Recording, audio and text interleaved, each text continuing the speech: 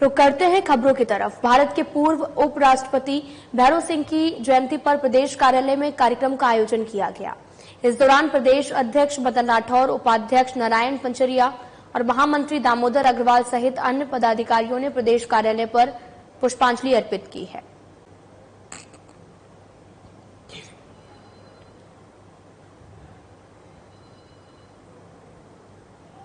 राजस्थान विधानसभा में बुधवार को पूर्व उपराष्ट्रपति भैरों सिंह शेखावत को उनकी 100वीं जयंती पर आपको बताते चले कि पुष्पांजलि अर्पित की गई है। विधानसभा अध्यक्ष वासुदेव देवनानी ने पूर्व सीएम शेखावत के चित्र पर पुष्प अर्पित कर उन्हें नमन किया है।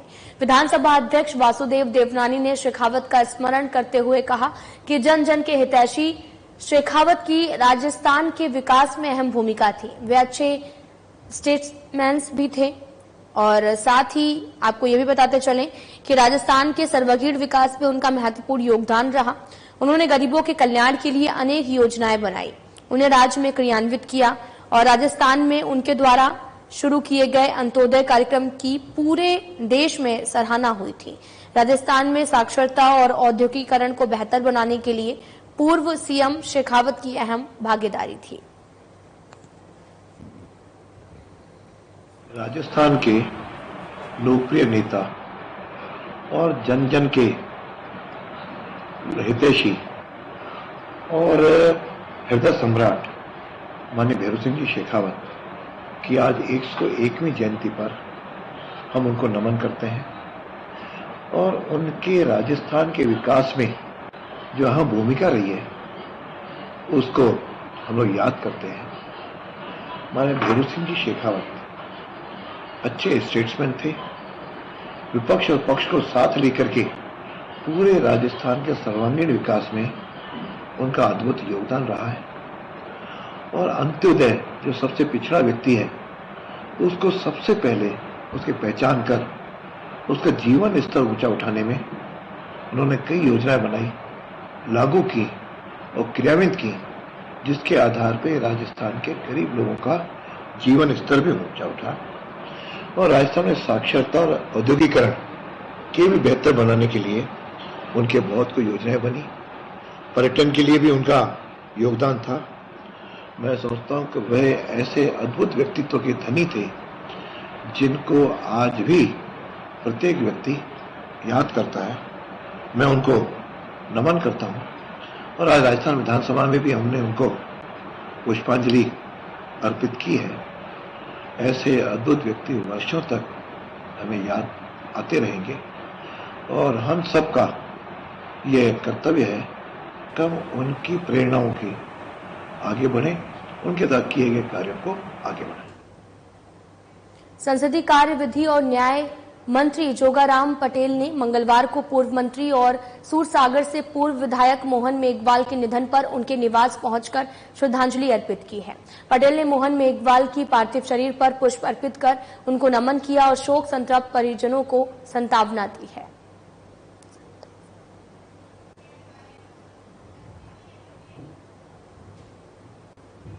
तो वहीं बीजेपी प्रदेश अध्यक्ष मदन राठौर ने मीडिया से बातचीत के दौरान कांग्रेस पर जमकर निशाना साधा। उन्होंने कहा कि कांग्रेस अपने आप को कमजोर मान रही है। हम विकास के आधार पर और भजनलाल सरकार की उपलब्धियों को लेकर उपचुनाव में जनता के बीच में जा रहे हैं। बीजेपी अपने दम पर चुनाव लड़ेगी और कोई पार्टी में आता है तो उसका स्वागत और सत्ता और संगठन में बेहतर तालमेल भी है। साथ ही पार्टी एकजुट और संगठित होकर चुनाव लड़ेगी। मदन राठौर ने कांग्रेस प्रदेश अध्यक्ष को आड़े हाथ लेते हुए कहा कि मुख्यमंत्री भजनलाल शर्मा राइजिंग राजस्थान के लिए बहुत मेहनत कर रहे हैं और निरंतर निवेश लाने में लगे हुए हैं। इसी कड़ी में आज भी 3 लाख करोड़ के MOU हुए हैं। कांग्रेस को दिल बड़ा रखकर प्रदेश के विकास के लिए मुख्यमंत्री की आलोचना करने की जगह प्रशंसा करनी चाहिए। कांग्रेस ऐसा सोचती है कि उनकी सरकार निवेश लाने में विफल रही है तो बीजेपी सरकार भी विफल रहेगी, परंतु कांग्रेस सरकार का पूरा समय तो होटल्स में सरकार को बचाने में निकल गया और जनहित के काम नहीं हुए।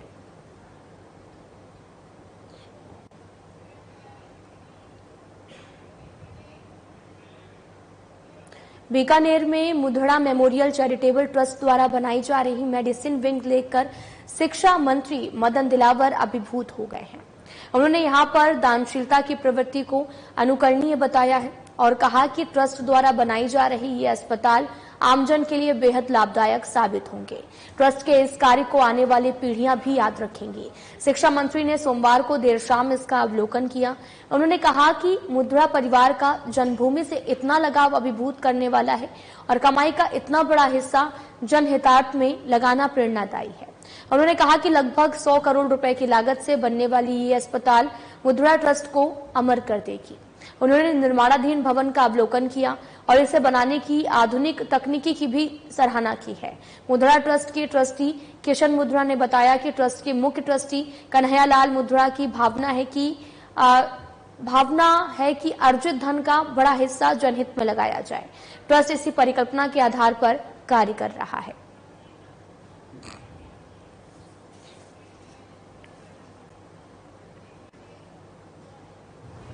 जयपुर में मंगलवार को झलाना स्थित शिक्षा संकुल में एक महत्वपूर्ण समीक्षा बैठक आयोजित की गई है, जिसमें सरकारी विद्यालयों में चल रहे योजनाओं की प्रगति, संचालन और नवाचारों पर विस्तार से चर्चा की गई है।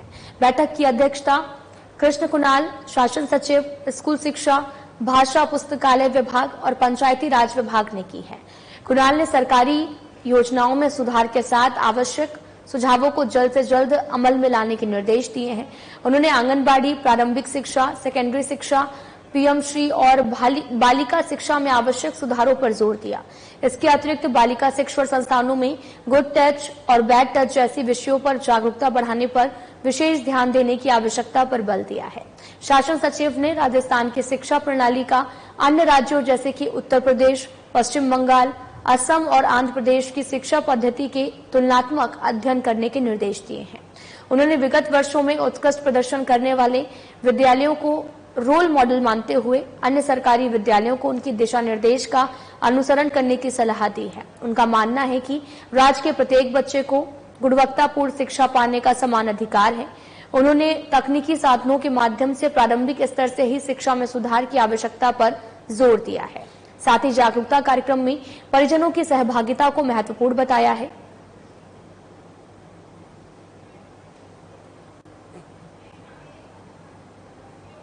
जयपुर ग्रामीण और दूदू जिलों की जिला स्तरीय इन्वेस्टर मीट का आयोजन 8 नवंबर 2024 को राजस्थान इंटरनेशनल सेंटर जयपुर में किया जाएगा। मीट के सफल आयोजन के लिए संपूर्ण जिले के उद्यमियों से संपर्क किया जा रहा है। इसी कड़ी में मंगलवार को अतिरिक्त जिला कलेक्टर सुमन पवार ने 22 गोदाम और सुदर्शनपुरा औद्योगिक क्षेत्र के उद्यमियों और निवेशकों से संवाद किया है। बैठक में औद्योगिक क्षेत्र के समस्याओं के निराकरण के लिए औद्योगिक संघ ने ज्ञापन सौंपा है। अतिरिक्त जिला मजिस्ट्रेट ने आश्वासन दिया कि इन्हें उचित फोरम के माध्यम से निदान कराने के प्रयास भी किए जाएंगे। बैठक में लघु उद्योग भारती से अंजू सिंह, सुनीता शर्मा, अनिल खुराना और अन्य पदाधिकारी उपस्थित रहे।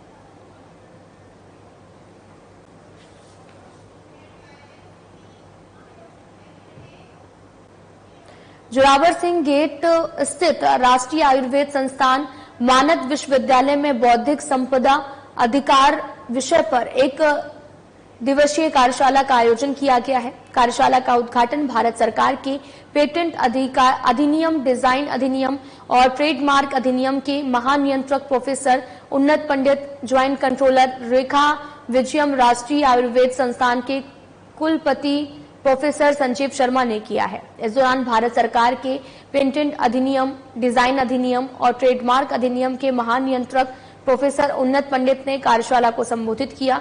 उन्होंने कहा कि राष्ट्रीय आयुर्वेद संस्थान में आयुर्वेद चिकित्सक के क्षेत्र में बहुत अधिक कार्य हो रहे हैं, जो आने वाले समय में समाज को बेहतर स्वास्थ्य के लिए प्रभावित करेगा।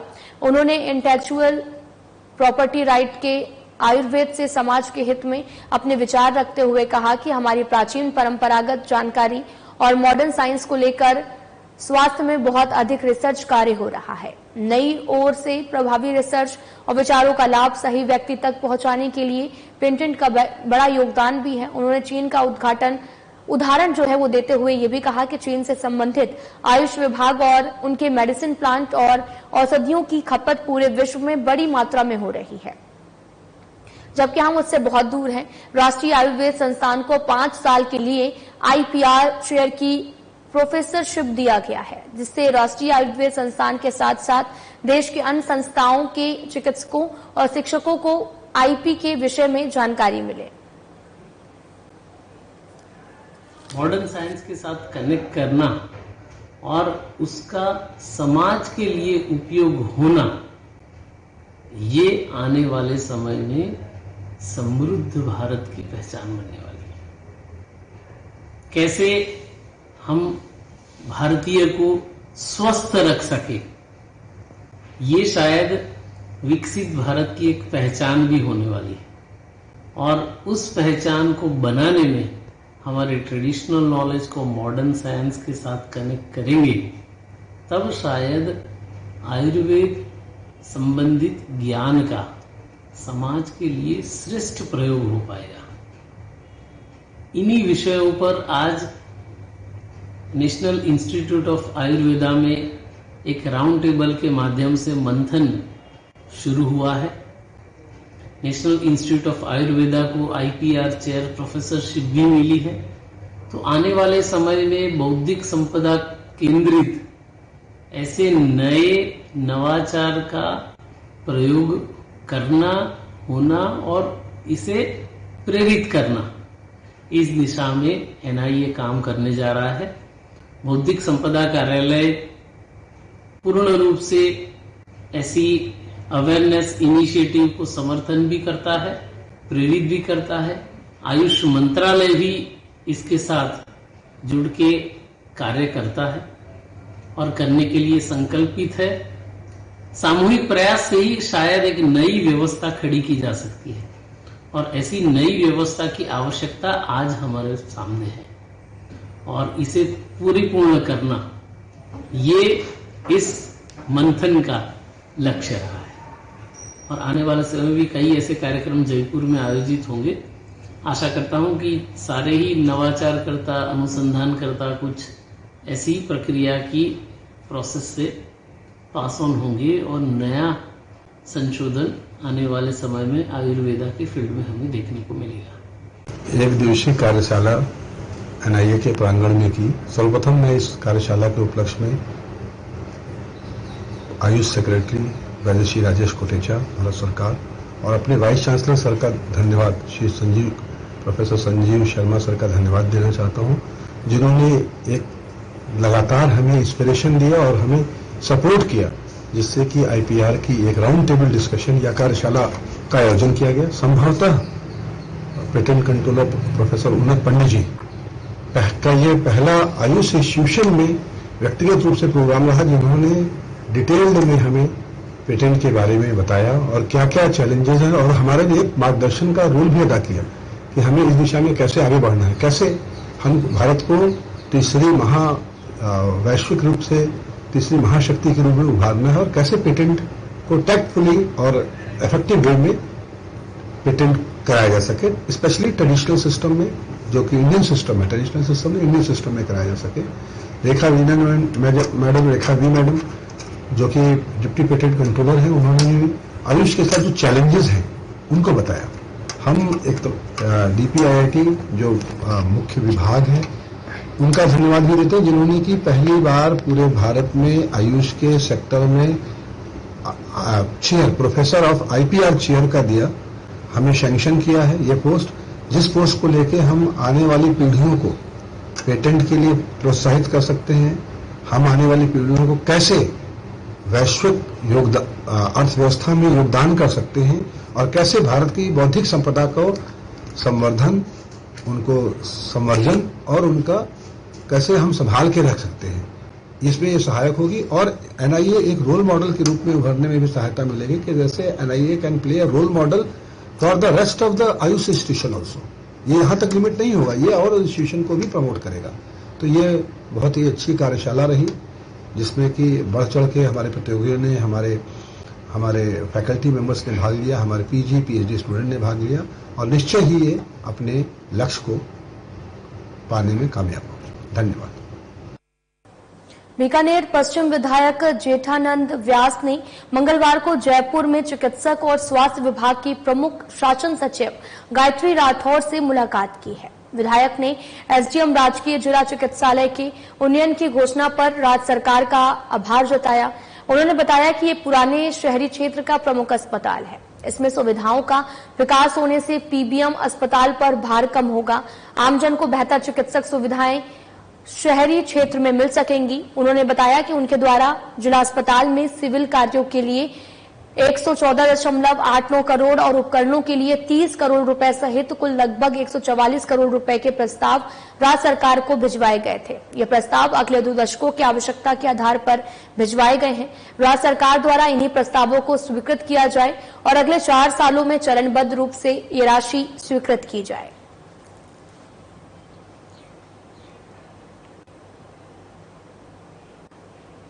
जन स्वास्थ्य अभियांत्रिकी विभाग के प्रमुख शासन सचिव भास्कर ए सावंत ने जल जीवन मिशन के तहत चल रही प्रमुख परियोजनाओं की प्रगति की समीक्षा बैठक की है। इस दौरान उन्होंने जन स्वास्थ्य अभियांत्रिकी विभाग के प्रमुख शासन सचिव भास्कर ए सावंत ने प्रदेश में जल जीवन मिशन की प्रमुख परियोजनाओं की शीघ्र क्रियान्वित के लिए भी अधिकारियों को दिशा निर्देश दिए। उन्होंने कहा कि परियोजनाओं को पूरा करने में आ रही समस्याओं का शीघ्र निस्तारण किया जाए ताकि ग्रामीण इलाकों में हर व्यक्ति के घर तक नल का पानी पहुंचे। इस दौरान उन्होंने परियोजनाओं की वर्तमान स्थिति के बारे में जानकारी ली। परियोजनाओं के क्रियान्वयन में भूमि अधिग्रहण में देरी, वन विभाग से आवश्यक अनुमतियां प्राप्त करने में विलंब और ठेकेदारों द्वारा कार्य धीमी गति से करने के कारण आने वाली समस्याओं पर विस्तार से चर्चा और आवश्यक दिशा निर्देश दिए हैं। उन्होंने कहा कि बिखरे हुए आबादी वाले गांवों में हर घर में नल पहुंचाना चुनौतीपूर्ण कार्य है, जिसके लिए समुचित कार्य योजना बनाकर कार्य किया जाना चाहिए।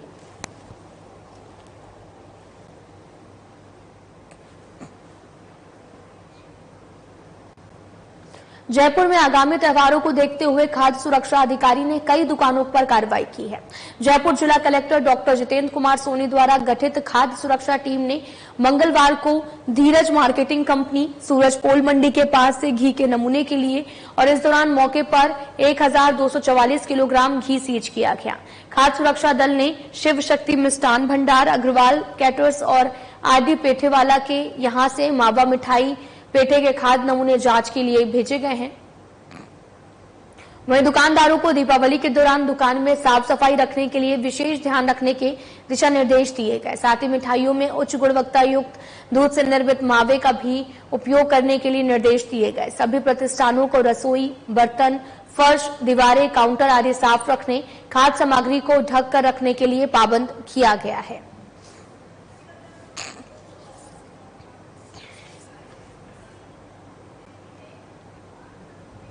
दिवाली के त्यौहार के मद्देनजर राज्य सरकार के फ्लैगशिप कार्यक्रम शुद्ध आहार मिलावट पर वार के अंतर्गत स्वास्थ्य विभाग द्वारा मंगलवार को भी कार्रवाई की गई है। खारा औद्योगिक क्षेत्र में 320 किलो खिचिए नष्ट करवाए और साथ ही मुख्य चिकित्सक और स्वास्थ्य अधिकारी डॉक्टर राजेश कुमार गुप्ता ने बताया कि जिला कलेक्टर नम्रता वेणी के निर्देश के अनुसार खाद्य सुरक्षा दल ने खारा औद्योगिक क्षेत्र में मैसर्स मर्थर फूड प्रोडक्ट पर निरीक्षण किया गया और कार्रवाई की गई। मौके पर 20 प्लास्टिक के कट्टों में लगभग 320 किलो पुराने खराब खींचिए को ऊपर से मिट्टी मिलाकर जनहित में नष्ट करवाया गया है।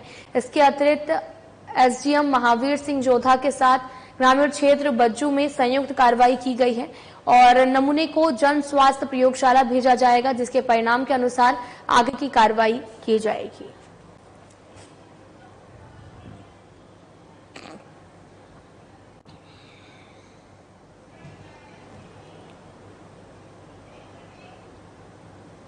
मुख्यमंत्री भजनलाल शर्मा की पहल और चिकित्सक मंत्री गजेंद्र सिंह खेवसर के निर्देश पर संचालित मिलावट के खिलाफ अभियान में मंगलवार को कई स्थानों पर कार्रवाई की गई है और खाद्य आयुक्त इकबाल खान के निर्देशन में पंकज ओझा अति आयुक्त के नेतृत्व में प्राप्त सूचना के आधार पर किशनगढ़ रेनवाल की कृषि उपज मंडी में निरीक्षण कार्रवाई की गई है। नकली होने के संदेह पर 125 बोरी में भरी हुई लगभग 7,650 किलो सरसों का स्टॉक मंडी अधिकारियों और पुलिस की उपस्थिति में नमूनीकरण के बाद में सीज किया गया।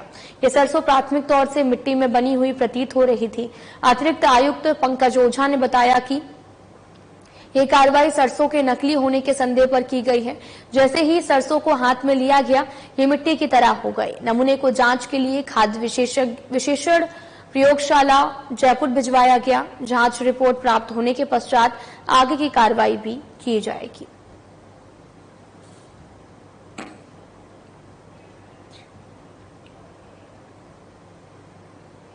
कोटा जिले के खैराबाद ब्लॉक में fit India freedom in India 5.0 अभियान के तहत ब्लॉक में मैराथन दौड़ का आयोजन किया गया है, जिसमें ग्राम पंचायतों के जनप्रतिनिधि, ग्राम पंचायत के अधिकारी, कर्मचारी, अध्यापक, छात्र छात्राओं सहित आदि लोगों ने भाग लिया है। अभियान के दौरान प्रतिभागियों ने लगभग 200 मीटर की दौड़ लगाई, जिसमें करीब 2000 प्रतिभागियों ने भाग लिया है।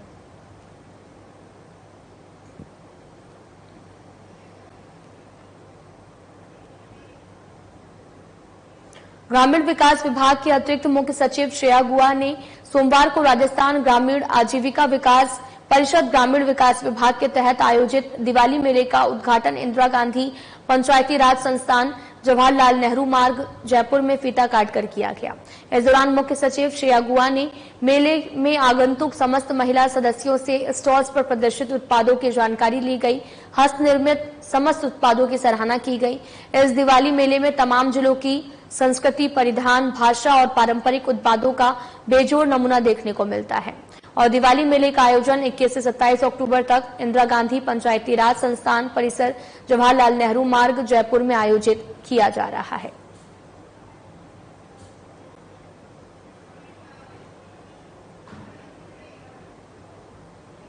जवाहर कला केंद्र की तरफ से आयोजित 27वें लोक रंग महोत्सव का सोमवार को चौथा दिन रहा। महोत्सव में राजस्थान के लोक नाटक, कई राज्यों की लोक कला प्रस्तुति और दस्तकारों के उत्पादों को खूब सराहना मिल रही है। शिल्पग्राम के मुख्य मंच पर हेला ख्याल और मांडगियन और अलगोजा वादन, चक्री नृत्य, कालबेलिया, चरी और बिहार की झिझिया, तमिलनाडु का कुदुम्बटम और हरियाणा का फाग, मध्य प्रदेश का सैला और गुदुम बाजा, उड़ीसा का रसकेली, जम्मू कश्मीर का जागरणा और उत्तर प्रदेश की मयूर नृत्य की प्रस्तुति ने मन मोह लिया है।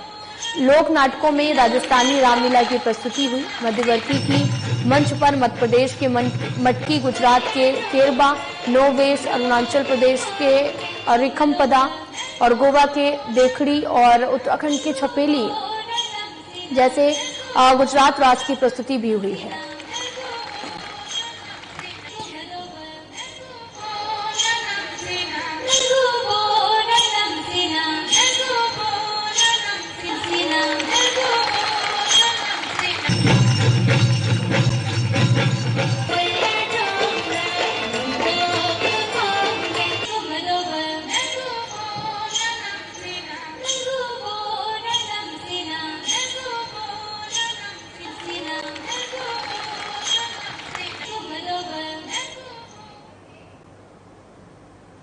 जयपुर जिले में निवेश प्रोत्साहन के लिए जिला कलेक्टर डॉक्टर जितेंद्र कुमार सोनी ने सोमवार को जिला कलेक्टर सभागार में वित्त विशेषज्ञों से विचार विमर्श किया है।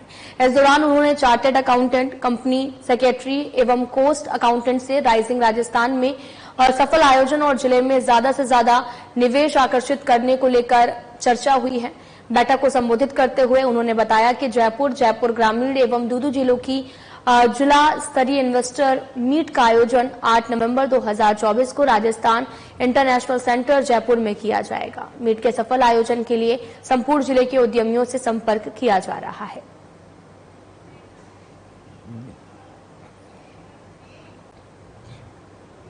जयपुर जिला कलेक्टर डॉक्टर जितेंद्र कुमार सोनी ने सोमवार को कलेक्ट्रेट सभागार में जिला पंचायत यातायात प्रबंध समिति की बैठक हुई है और अधिकारियों को राष्ट्रीय और राजमार्गों पर सड़क दुर्घटनाओं में कमी लाने के लिए पुराने साइनेज को हटाकर